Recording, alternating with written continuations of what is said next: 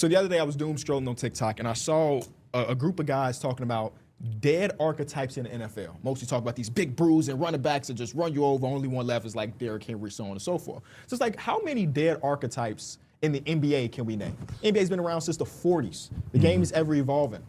So what's some dead archetypes? Zach Randolph type builds. I think those type of builds are kind of dying. I mean, they are, because like your power forward now, they have to be able to stretch the floor and do other things other than get the ball in the post, bang, take 5-6 dribbles and get to your spot. A lot of teams don't play at that pace to where they're going to allow you to do that. And therefore, it kind of just forced that archetype straight out. I agree with Derek. The first thing that came to mind was Al Jefferson, back to the basket, kind of being able to 20 post touches a game. Yeah, I think if you're not Nikola level. Jokic or Anthony Davis type guys, you just kind of can't do that. And there's so much face up. Like I think about, of course, Zach Randolph and Al Jefferson faced up, but like most of their game is back to the basket. Yeah. Anthony Davis is like a face up big at this point in his career. Same thing with Yoke. So You know who I it's see like get those zero. touches, and he's more of a big, like, he's not a power forward, but Valanciunas still get his back to the basket. Even But his his he 19, too. 18 minutes a game. Yeah, he Those do. guys playing 33 minutes. Hey, They not make it so long all-star ago, he games had and- like, what did he have in the first half against OKC in the playoffs? Because he was literally Yes. just bruising. Yep. And then didn't play in the Yep. second half. They Yes. just exploited him defensively. Yeah, see, even that point, it's like the league is so heavy threes that a big man dominating with twos, it doesn't always feel the same as it used to. And they want so many shots up with the analytics that you're taking the entire shot clock to clear out. Let this big get that one-on-one. You got to empty out the side after you give a entry pass. You got to empty out. It's You just losing the possession game. You losing you losing a lot. you're doing all of that to get 2 points. Yeah. And a lot of the times, those type of bigs, I'm not saying Zach Randolph, Al Jefferson specifically, but like we saw lower tier players have that archetype, and they just weren't efficient. So it's just like it wasn't worth it if that transition to 2025, where efficiency is the only thing that people care about at the end of the day. I got one. It's similar, but not the same. What happened to all the straight up pure energy bigs? What happened to the Kenneth Reeds of the Reggie world, Evans. the Reggie Evans, the Montrezl Harrell? Montrezl Harrell won a 6 Man of the Year just by being an energy guy. I think there's some still in the league, but they're super modern. I mean, I'm not saying you're wrong. Jared I went Vanderbilt around the came to league. mind. He's straight up energy. Okay. Man, get Musa the hell outta Diabate here. is kind of like in Musa that mode. Diabate is a good one. He's kind of in that mode. I don't know. I think for some reason, Brandon it seemed like Clark, Brandon he's Clark was healthy. who I was thinking about too. teams Like, kind of there's- just got turned off by him. I don't know why. Kenneth Because Reed they played weren't in the skilled. Olympics and like he ended up just falling out the Big league. deal, yeah. They're just not skilled. And there's just Yeah. also those guys that I gave examples of are small in the grand scheme of Yeah, basketball. small and not skilled. You got You to have to be like a Joakim Noah. You got to be able to like. He's be- an all-star defensive player of the year, so I wouldn't Yeah. put him. And in top 4 MVP. Yeah, but we know his main attribute is the energy. Like he played with so much heart. So like you got to be able to do it. But at he, a certain but scale. he also had a skill set He did. Great with his passer, energy. all They're that. all energy. Yeah. And in this game, if you all energy, but you can't knock down a corner jump shot, and teams aren't guarding you, or you know what I'm saying, like you ain't rangy, you give up size. I mean, yeah, you can't. It's kind of tough. Kenneth Reed was the manimal. What was it, mammal? Manimal. Yeah. Manimal. I wanted to. I mean, I feel like one of the obvious ones is the small point guards. Yes, got We him on still my have a list. bunch. Well, we still have some in the league. Every Pass time I first watch point Jalen guards. Brunson, That too. every time I watch Jalen Brunson, I think like he is legit like the anomaly. He is a franchise guy, superstar guy, and he's might be 5'11" on a good day.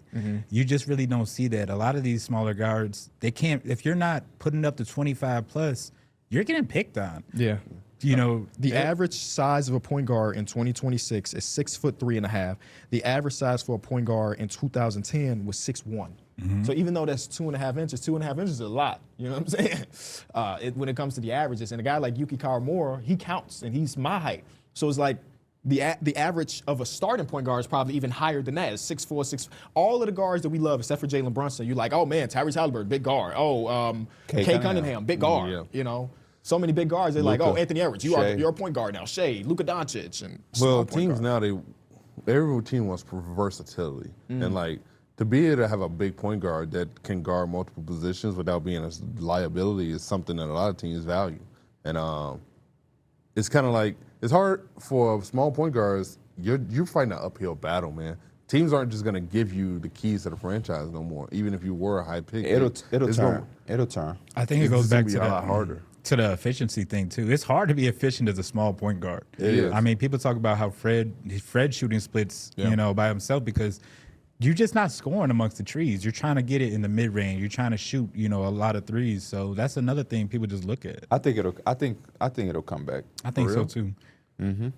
Because we still have a handful of them that still exist. I mean, Trae Young, Darius Garland, Ja Morant with Teeter on that side, Jalen Brunson. Yeah. I just think we had a crazy influx of bigger guards. But even this draft class, LeBaron Philon, Darius Acuff, you know what I mean? There's a lot of guards that ain't going to be 6'6", 6'7", that's entering. Kingston Flemings, you know what I'm saying? So, yeah. Pass first point guards on my list too. Pass first. Those I was working out and I saw a clip of It was just a Rondo 20-minute mix, and I'm just watching like, dang, Rondo obviously is a special player, and we got so much love for him. But like a Rondo archetype in 2026 is so tough to see it happening and being successful in the NBA. I think about the just analytic thing, the time thing is same as the post up. When I watched Rondo or Chris Paul back in the day, they were just sitting at the top of the key, watching people run off screens. They're calling out the offense. Versus, I think he could be a solid backup in that role, like Isaiah Collier. Because I think he plays like similar. He's not Rondo, but he's definitely not Rondo at all. But he's definitely a heavy assist guy. Like he's definitely running. He'll run the second unit and pass the ball. The second units be needed because they don't usually have the star with them. The star is like, let's just cut that time in half. Let's just put the ball in Anthony Edwards' hand right now. What about the athletic point guard? Remember, there was a wave. The Derrick Rose, Scoot Henderson. I mean, not Rondo. I mean Russell Westbrook, John Wall. Yeah. Scoot Henderson. Scoot Henderson came in as kind of like that. He still got a lot of bounce, but not like he's not on the same he's been tier as hurt. those other guys. Yeah. Why are you looking at me like that? He wasn't on that same tier, but that's the most recent one that I just thought about. I guess like Dennis Smith Jr. was super athletic. Boom, that's another one. Damn.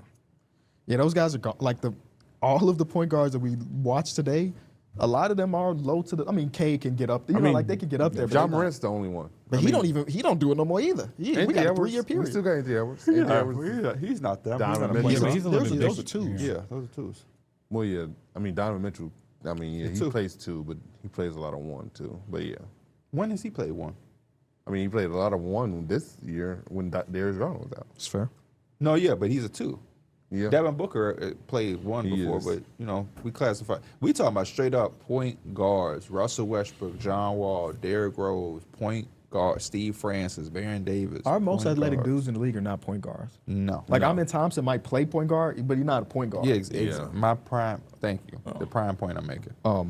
What about them throwback 6 men that we knew, the Lou Wills of the Yeah, I world? I think straight up just people that only score and don't do much else, whether it be defending, playmaking, just spot up. Unfortunately, It's a couple of them left, but they getting thrown around, getting traded every season. At this Yeah. point. But also, I think it's like some people don't want to buy into that 6-man role. For some reason, it has like a negative connotation to it. I think it's actually an important role to a team. If you go out there and be a spark plug off a bench, you have a lot of value. You know why? Because those are the highest upside guys that you might have to pay. If a dude is averaging 20-some points, that's leverage to like, man, I need some money. But again, I think when you talk about actual value, you'd rather take the guy that's just giving you a little bit of everything. I'm full on with Mike. People don't. Why would you want to buy into that role? Yeah, because you got to think about like the guys that recently won it. Peyton Pritchard, who's like, before he won it, he was like, I want to go somewhere I can hoop. Yeah. Only one that really bought in, and I'm looking at the recent Nas winners, is Reed? Nas Nas Reed. Reed, yeah. Yeah. Tyler Hero's like, no, I'm an all-star in this league. I want to start. And every so on. 6 man that we love has told the story about like I didn't want to be it, and once you become it, there's nothing else you can grow out of it. You in the box. When you become a 6-man, that is who you are. Lou Will never got another chance to be a starter. Iguodala never got another chance to be a starter. Jamal Crawford never got another chance to be a starter. You are a 6-man. And so I don't blame guys for not being like, hey, I'll be your 6-man. You know what I'm saying? do that, Because no that cuts problem. your money in half. Yeah, yeah. Last one I had on my list is just a straight up defender guards and wings. Yeah. Matisse Thybulle was so valuable like 7 years ago. And he was a good vlogger in a bubble. Yeah, in the bubble. Yeah, golly. Well, you gotta be able to shoot. If you Gotta can't be shoot, able to shoot. Andre Roberson's It's of the world, very Tony select Allen of the few. world. They just don't exist in the NBA.